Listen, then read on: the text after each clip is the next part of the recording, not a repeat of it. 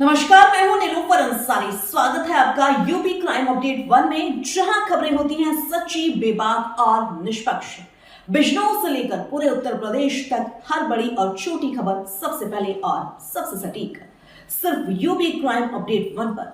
आइए शुरू करते हैं आज की बड़ी खबर से। जी, हमारे पार्टी के अध्यक्ष रहे नरेशोत्तम जी पटेल जी और बड़ी संख्या में विधायक चित्रकूट से लेकर के और सभी साथी जो आज आए हैं,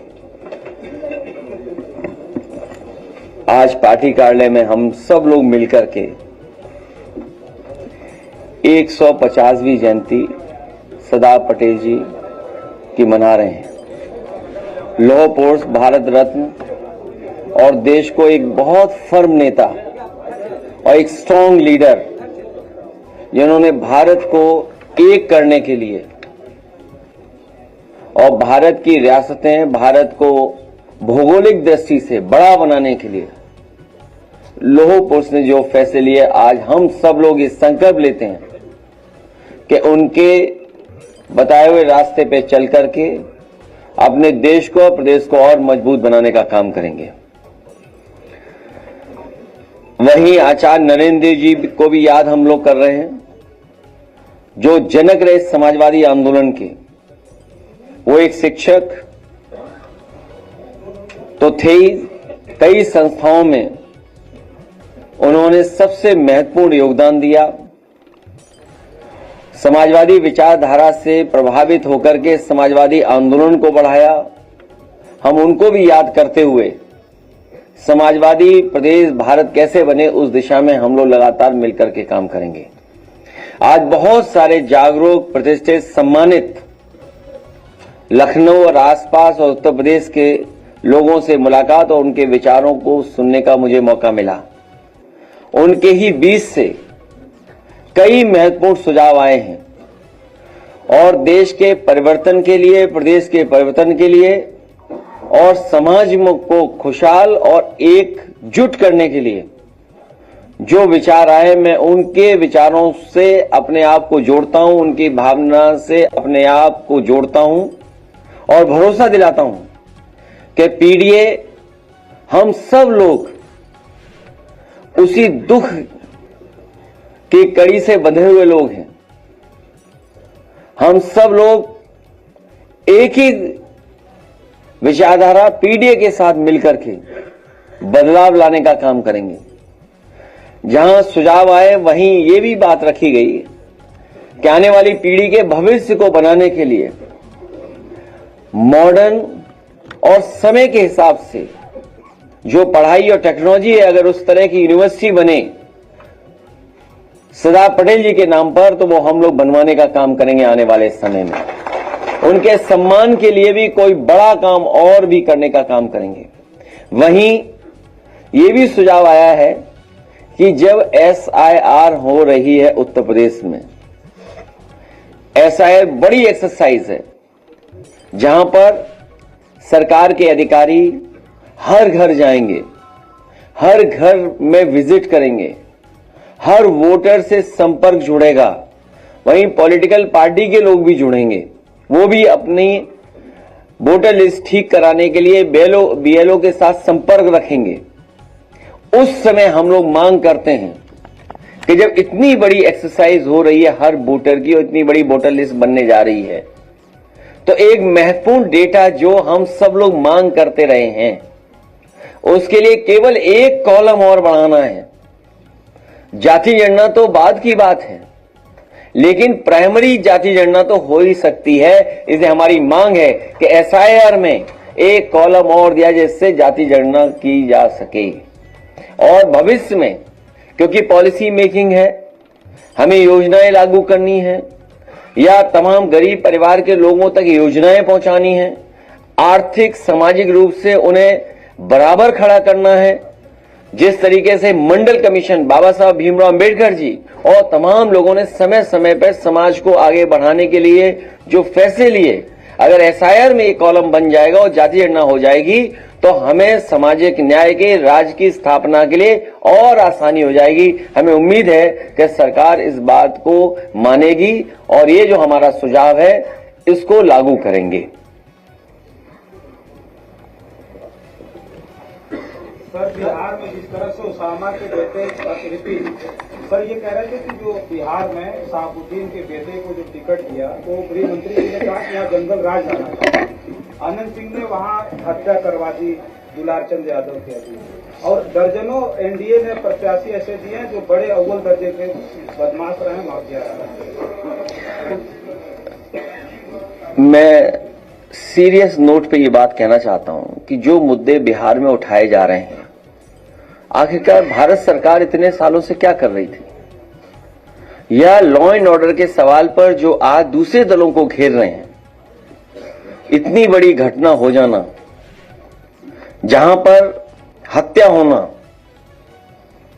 तो इससे तो पता लग रहा है कि लॉ एंड ऑर्डर क्या है वहां, और वो भी चुनाव के दौरान अगर इतनी बड़ी घटना हो रही है तो प्रश्न लग रहा है कि आखिरकार सरकार क्या काम कर रही है, भारत सरकार क्या काम कर रही है।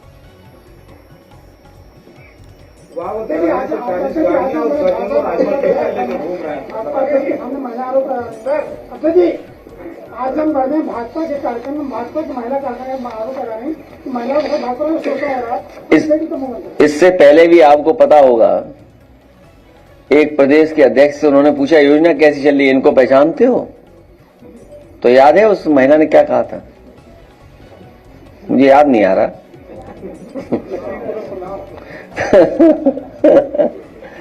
हाँ, तो सोचिए आप, और ये एक महिला का दुख है, और वो भी भारतीय जनता पार्टी की वो सरद संगठन में की है। अगर उसका दुख ये है तो सोचो और न जाने कितना दुख होगा। इसीलिए आंकड़े अगर हम देखते हैं तो सबसे ज्यादा असुरक्षित महिलाएं बेटियां कहीं हैं तो वो उत्तर प्रदेश में हैं। और अभी हाल में ही एक पुलिस के अधिकारी पकड़े गए हैं, वो खबर नहीं पढ़ रहे थे, अखबार में कुछ पैसा छिपा रहे थे। फाइल थी वो, अरे अखबार गलत बोल दिया मैंने।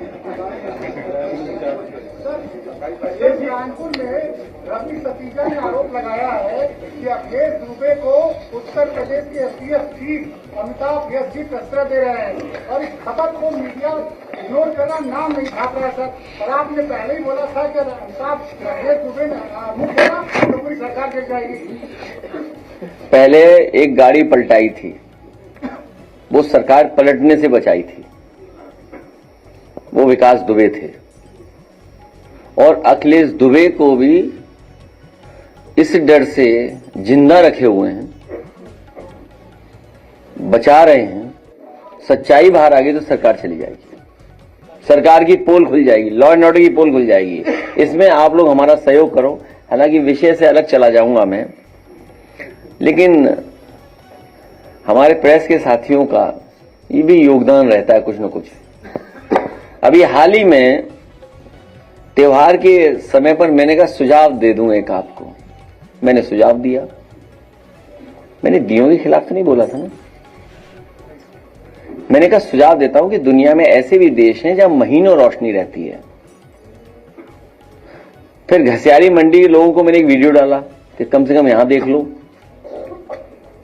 कि भाई दिए भी जल रहे हैं और रोशनी भी है भगवान कृष्ण के। अरे चैनल वालों, अखबार वालों, आज सरदार पटेल जी को तो याद करो। लोह पुरुष सरदार पटेल जी क्या देश बनाना चाहते थे, मजबूत देश बनाना चाहते थे। हमारे कमजोर प्रेस के लोग कैसा मजबूत देश बनाएंगे बताओ।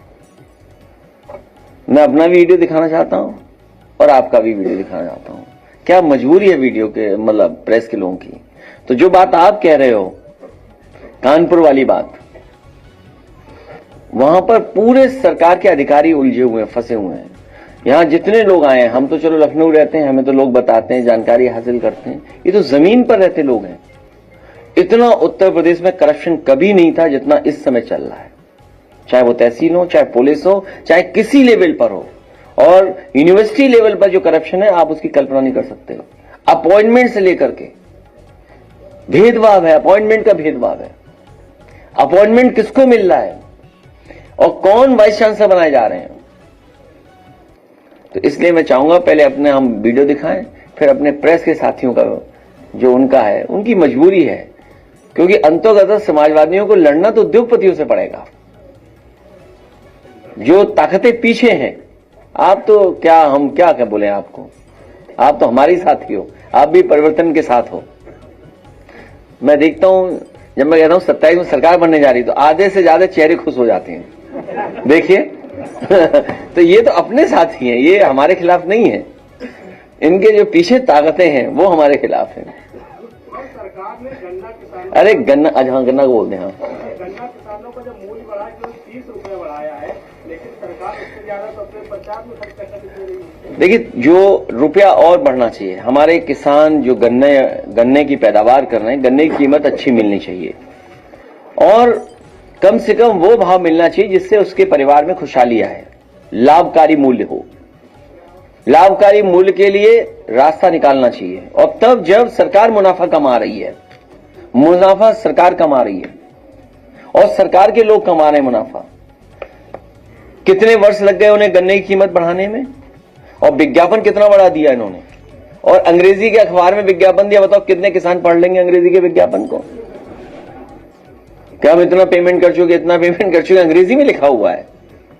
और खाद है नहीं, डीएपी है नहीं, कीटनाशक दवाइयां महंगी, डीजल कितना महंगा था, हाँ एनपीके कुछ भी नहीं है, एनपीके नहीं है, बताइए आप। और फिर जब धान तैयार है हमारे किसानों का, बताओ कहां खरीद हो रही है धान? एमएसपी जो तय है वो भी कहीं उपलब्ध नहीं, कहीं दे नहीं ले पा रहा किसान।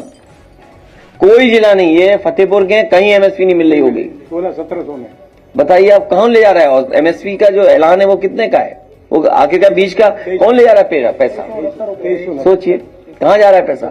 और आपको मैं बता दूं, गन्ने के कीमत तो बढ़ाई, प्रचार बड़ा किया, लेकिन आप एक खबर नहीं सुन पाए और आपने भी जानी होगी, मंडियां बेचने की तैयारी है। जो 3 काले कानून थे किसानों के, उसमें ये भी ऑप्शन था, उस कानून में ये भी था कि प्राइवेट की जाएंगी मंडियां प्राइवेट हाथों में होंगी। तो आप बताइए, एक सरकार जो गन्ना किसानों का इतने वर्ष लग गए बढ़ाने में, जो जिससे लाभ भी नहीं मिल रहा है, कोई लाभ नहीं मिल रहा, और बहराइच की चीनी मिल 100 करोड़ से ज्यादा पैसा लेके भाग गई, बंद कर दिया। और तमाम मालिकों से मिली हुई सरकार रही है। जब हमारे आपको धोखा दे रहे थे प्रचार से, तो पीछे मंडी बेचने का फैसला ले रहे थे। बताइए मंडियों की कीमत क्या है? यहां जितने लोग जानते हैं, मंडियां बहुत कीमती जमीन पर हैं। शहरों में जो मंडियां हैं उसकी जो रियल एस्टेट वैल्यू है न जाने कितनी है।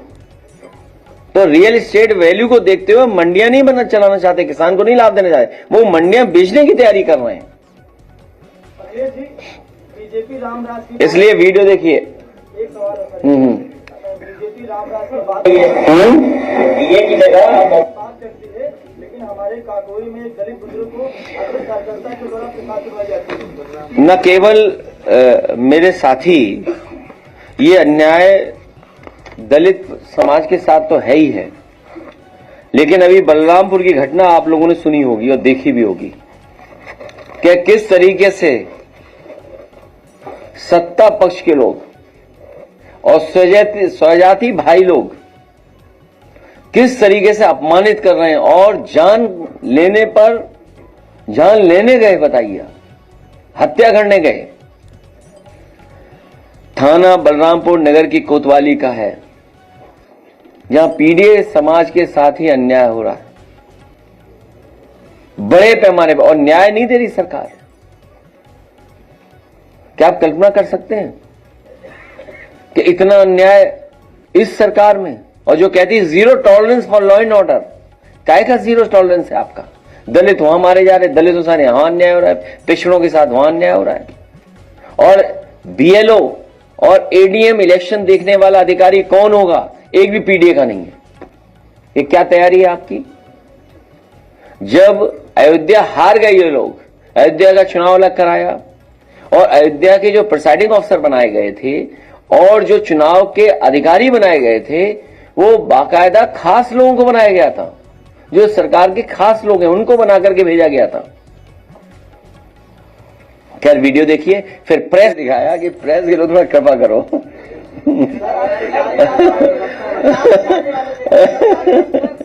प्रेस के लोग भी कृपा करें थोड़ी सी। वो मैं वीडियो दिखा नहीं सकता वो वाला। खेसारी भी आपको बुलाना चाह रहे हैं प्रचार। मैं जाऊंगा, जाएंगे तमाम। डॉक्टर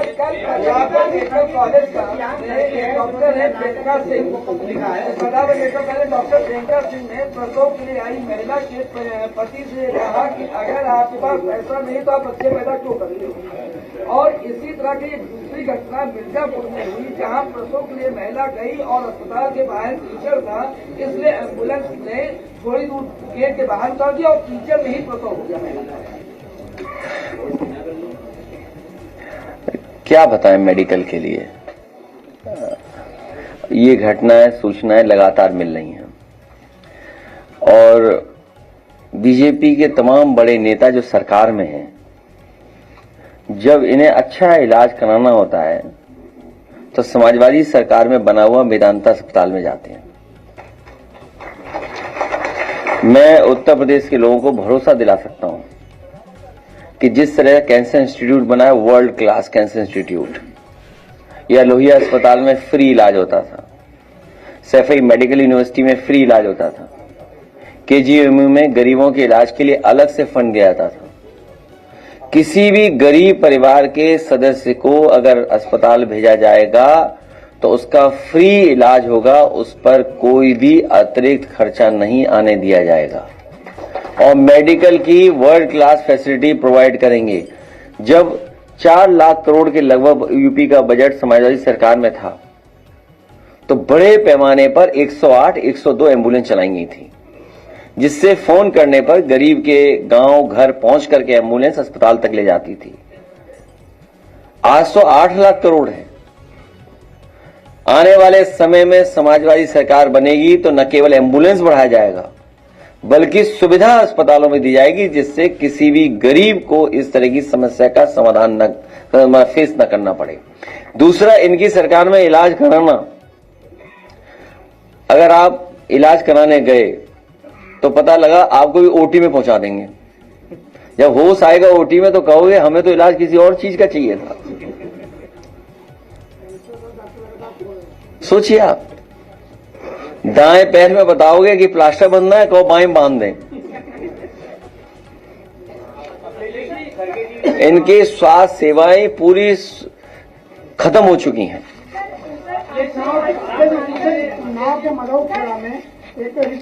क्या हुआ, अपना चैनल सुधारो थोड़ा। हाँ, आपका ही नहीं यार, क्या चीज।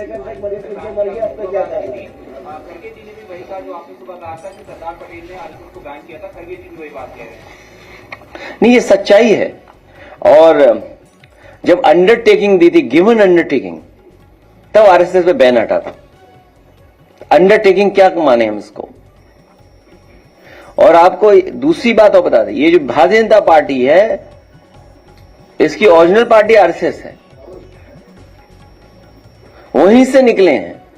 और जब भारतीय जनता पार्टी का गठन हुआ था, उस समय भारतीय जनता पार्टी के गठन के समय पर उनका जो प्रेसिडेंशियल भाषण था, उसमें यह तय किया गया था कि सोशलिस्ट और सेकुलर विचारधारा पर भारतीय जनता पार्टी चलेगी। तो जैसे वो झूठ बोलते हैं वैसे झूठ बोला था उन्होंने उस समय भी। क्या ये सेकुलर रास्ता है इनका? क्या सोशलिस्ट रास्ता है? आप पूरे देश की इकोनॉमी चाइना को दे दे रहे हैं। आप पर हर दिन अमेरिका के राष्ट्रपति दबाव बना रहे हैं और आपने बाजार खोल दिया उनके लिए। हमें आपको उलझाए हुए हैं यहां पर और चीजों में। और सोचिए, आज के समय पर आंध्र प्रदेश, तेलंगाना, मेटा का, गूगल का या बड़ी बड़ी कंपनियों का वहां पर इन्वेस्टमेंट बढ़ रहा है और हमें उलझाए हुए दूसरी चीजों में।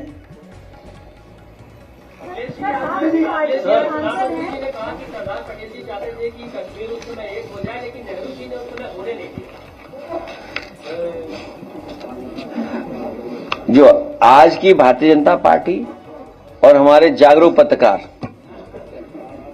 भारत का क्षेत्रफल 2014 में क्या था और भारत का क्षेत्रफल आज क्या है। भारत का क्षेत्रफल सरदार पटेल जी ने कितना बड़ा बनाया था, भारत का क्षेत्रफल कितना बड़ा था, और आज क्षेत्रफल क्या है। हमें उम्मीद है क्षेत्रफल के बारे में ये पत्रकार साथी जरूर बताएंगे। देखिए नाव सर, के रवि मतलब किशन कह रहे हैं कि गोरखपुर की तुलना स्पेन से की जा रही है। हमें कोई बताए स्पेन नक्शे में कहाँ है? स्पेन कहाँ है नक्शे में, बताओ ना। अच्छा, कोई क्यूटो से कर रहा है तुलना। अच्छा, क्यूटो बनाना था बनारस को, गलियां तोड़ रहे हैं जो बहुत पुरानी गलियां थी। नया चीज नहीं बनानी, कोई पुरानी गलियों को तोड़ रहे हैं। न जाने कितना नुकसान हो रहा है, और मुआवजा जो मिलना चाहिए था मार्केट वैल्यू वो नहीं मिल रहा है। झगड़ा तो यही है कि मार्केट वैल्यू क्या है, आप मार्केट वैल्यू नहीं दे रहे हैं। आपने कहा क्यूटो बना देंगे। अरे आप गूगल करके कभी तस्वीर तो देखो, वीडियो तो देखो, क्यूटो क्या है। आज के समय में धोखा नहीं दे सकते हैं। आज से 10 साल पहले आप धोखा दे देते। मैं कोई बात कहता आप तुरंत चेक कर लोगे गूगल करके, बहुत से प्लेटफॉर्म वहां पर चेक कर लोगे आप। ये संभव पहले नहीं था। तो आप कह रहे हैं हम क्यूटो बना देंगे, कोई कह रहा है स्पेन जैसा अरे गोरखपुर स्पेन जैसा दिखेगा। न जाने कितना गांजा पकड़ा जा रहा है पूरे उत्तर प्रदेश में। हाँ, उससे तो मिलता है स्पेन थोड़ा बहुत। स्पेन की लाइफ से थोड़ा बहुत मिलता है, हालांकि इसमें बुराई मान जाए कोई।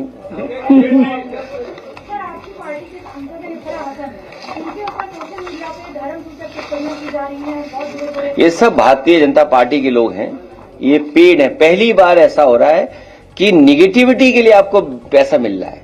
आप किसी की इमेज को डैमेज करो, उसके लिए पैसा मिल रहा है। ये भारतीय जनता पार्टी ने पहली बार, और देश के पॉलिटिकल इतिहास में शायद पहली बार ऐसा हो रहा होगा कि निगेटिविटी के लिए पैसा मिल रहा है, अच्छाई के लिए पैसा नहीं मिलता है। अखिलेश जी, मल्लिकार्जुन खड़गे साहब का एक बयान आया, उनका मेरी निजी विचार है, मेरा आरएसएस बैन होना ही चाहिए। मैं एक काम करूं, मोबाइल लाए हो ना अंदर, मोबाइल लाए हो ना अंदर, आप चैट जीपीटी पे चेक करो क्यों बैन किया था सरदार पटेल जी ने। चेक इट आउट, चेक करो ना। हैं, हम घबराए हुए हैं, देखो। अरे चैट जीपीटी चेक करो ना क्यों बैन हुआ है, क्यों।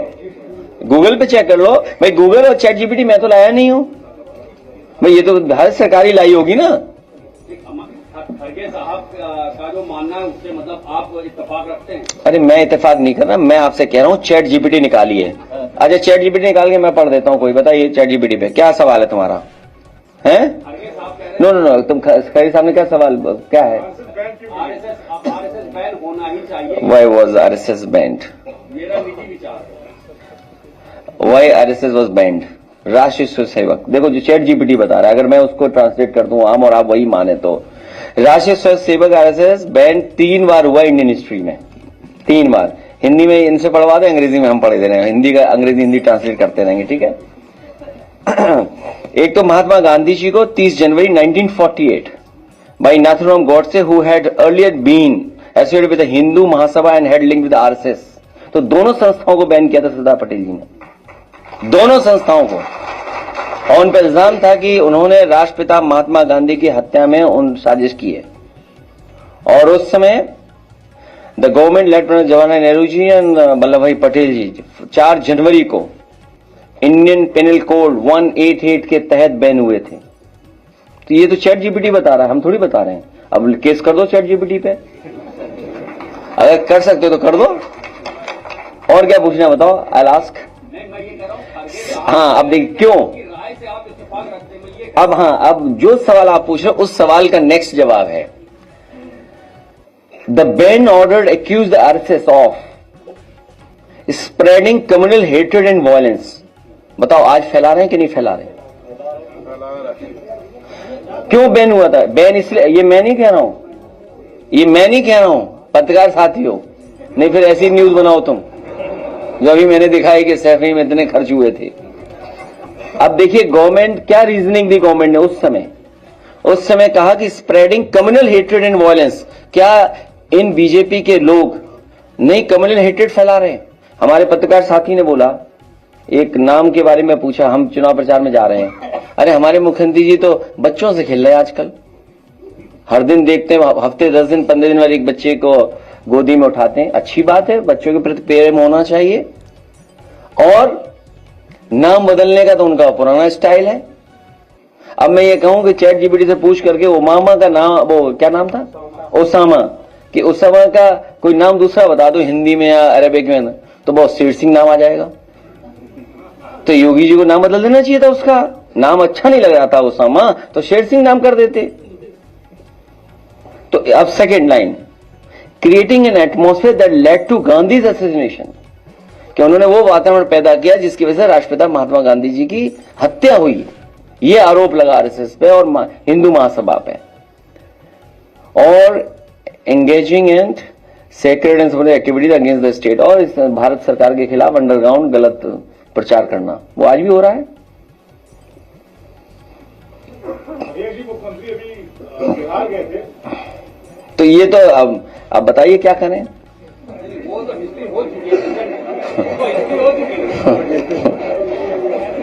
अच्छा चलो चैट जीपीटी यही पूछते जो बात आप कह रहे हो, आर दे नहीं, ये पूछ रहे हैं हिंदी में पूछो जो ये सवाल है इनका। चैट जीपीटी नहीं, दूसरा सवाल जो पूछ रहे हैं, उसका जवाब नहीं। Are they still spreading hatred, दो हिंदी पूछो ना चैट जीपीटी पे। क्या आज Bharatiya Janata party are they सरकार में आरएसएस का प्रतिबंध लगाना नहीं, अभी भी हेट्रेड फैला रहे हैं कि नहीं बना? आर दे सांप्रदायिक सद्भाव बिगाड़ने चलिए का प्रयास कर रही थी। चलिए वाह, मेरे धन्यवाद साथी। अब चैट जीपीटी भी बैन होगा। हाँ आ रहा है, वो तो आ रहा है, देखा। Yes, that's a very fair and important question and result depends on who you are. Rashtriya Swayamsevak, yes RSS, पूछो आरएसएस के बारे में ही पूछ रहे हैं। हाँ, बीजेपी सांप्रदायिक स्वाद खराब करती है। अब बताओ मैं क्या कर सकता हूँ इसके लिए? बताओ मैं क्या कर सकता हूँ? हाँ, तुम टॉपिक क्यों बदल? चैट जीपीटी और हमारे नेटवर्क 18 से बात हो रही है।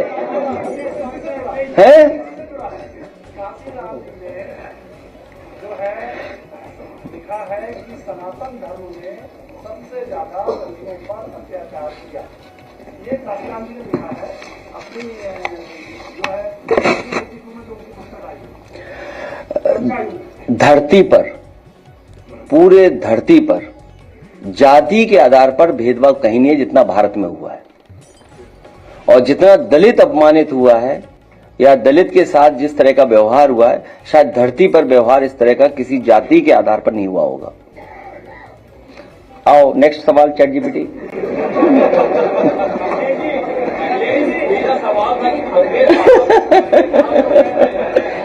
अरे भाई नहीं, मैं देखिए जो खरगे साहब कह रहे हैं, कांग्रेस पार्टी के नेता, देखिए नहीं, तुम क्यों उलझ रहे हो भाई मुझसे? मैंने कहा जो सवाल ये पूछ रहे हैं वही सवाल अगर कांग्रेस पार्टी के राष्ट्रीय अध्यक्ष जी कह रहे हैं और वही सवाल मैं अगर चैट जीपीटी से पूछता हूं तो जो वो कह रहे हैं वही चैट जीपीटी कह रही है, उसी हम सहमत हैं। अब बताओ आप। यूपी में बुलडोजर और बिहार में अडानी को 1 रुपया पर हजारों एकड़ जमीन। नहीं देखिए ऐसा है, तुम पत्रकार तो हो नहीं, ऐसे ही आगे कहीं से।